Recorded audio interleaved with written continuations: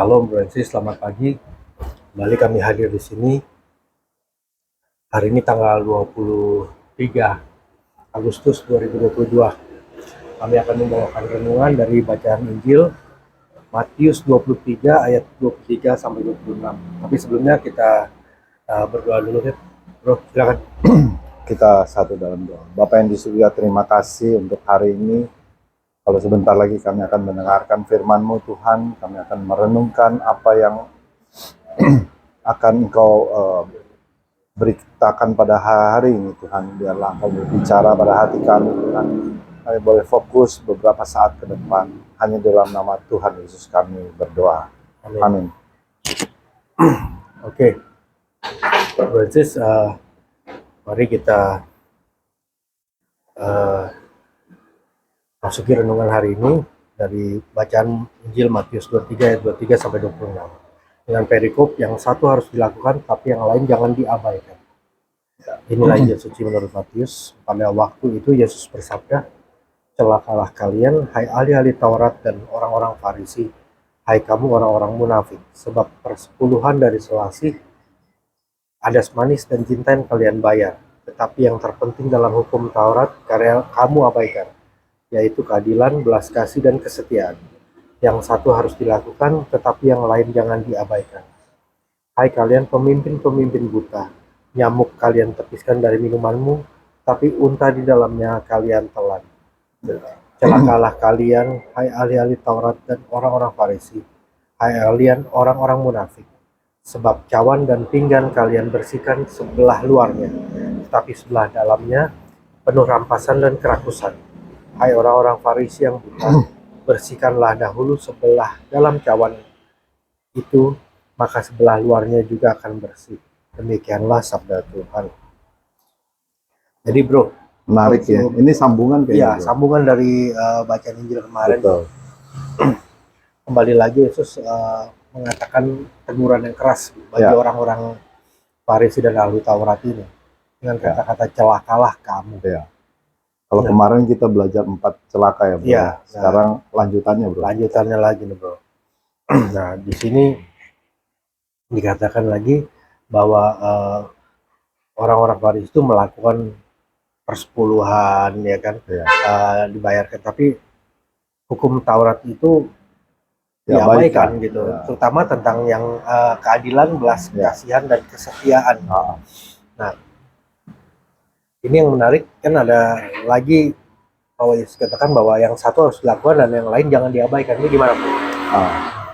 Di sini memang ayat 25 secara jelas dia bilang kan, orang Farisi mereka memfokuskan kepada perpuluhan.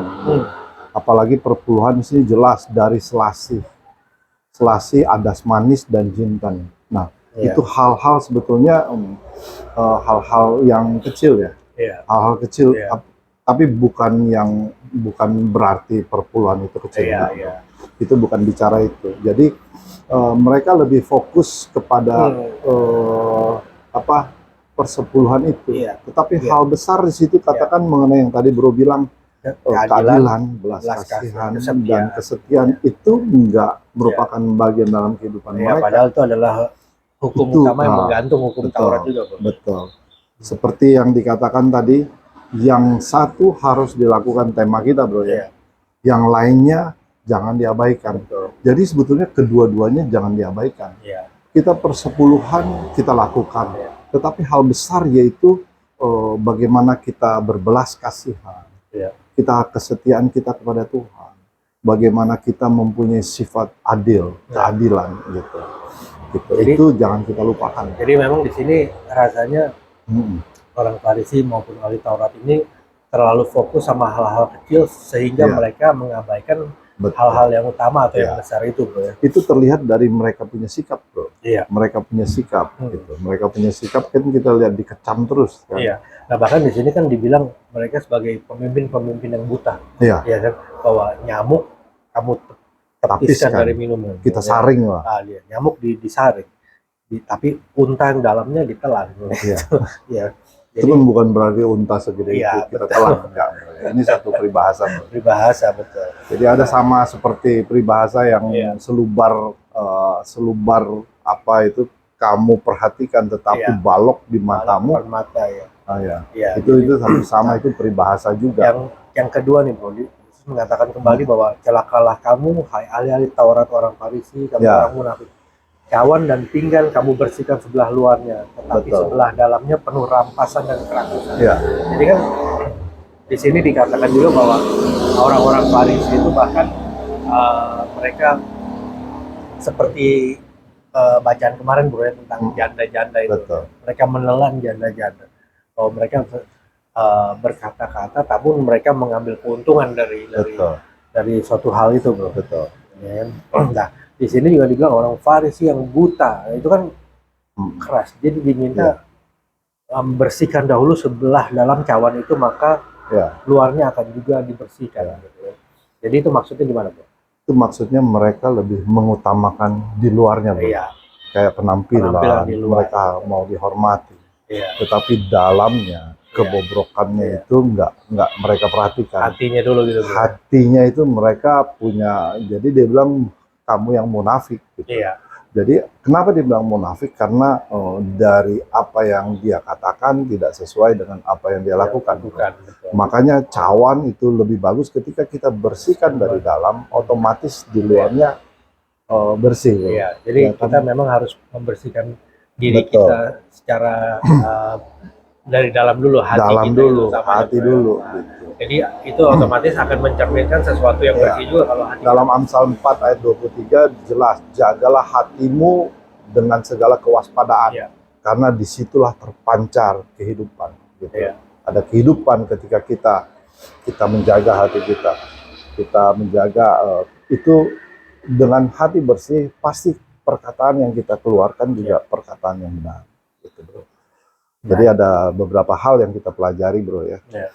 Yang pertama adalah kalau kita bisa rangkumkan dari ayat 23 sampai 25, 26, bukan kita jangan fokus kepada hal-hal kecil aja gitu. Tetapi hal-hal besar ya perbuatan kita, bagaimana tindakan kita gitu. Yang berbicara tentang bagaimana kita harus membersihkan di dalam kita gitu. Hati kita dulu gitu. Pure hati mengasihi Tuhan. Sehingga itu semua cara membersihkan hati kira-kira bagaimana, bro? Apakah dicuci, bro? Jadi kita perlu jamahan Tuhan. Betul. Ya, kita perlu pertobatan. Iya. Kita perlu lahir baru. Sehingga semua apa yang kita lihat baik di luar maupun di dalam, kita betul-betul kembali lagi nih selaras antara perkataan, perbuatan gitu. Ya, begitu. Demikian Bro Yesus, jadi mari kita tutup dengan doa ya bro. Ya. Oke, mari berdoa. Tuhan Yesus, kami mengucap syukur, terima kasih kami boleh mendengarkan firman dan sabdamu hari ini, kami boleh merenungkan. Kiranya kami dapat mengerti apa yang Kau inginkan dari setiap kami Tuhan. Biarlah kami boleh menjadi orang-orang yang tidak munafik. Yes. Kami boleh tidak hanya melihat perkara-perkara kecil, tapi kami boleh setia mulai kasih kesetiaan dan keselamatan daripadamu Tuhan. Sehingga kami boleh juga bersih dari hati kami terdahulu, sehingga kami boleh memancarkan kebersihan hati kami juga. Yes. Terima kasih untuk hari ini Tuhan, kami serahkan hari ini ke dalam tangan-Mu. Amin. Bapa, Putra, Kudus. Amin. Oke, baik. Terima kasih Bro Sis.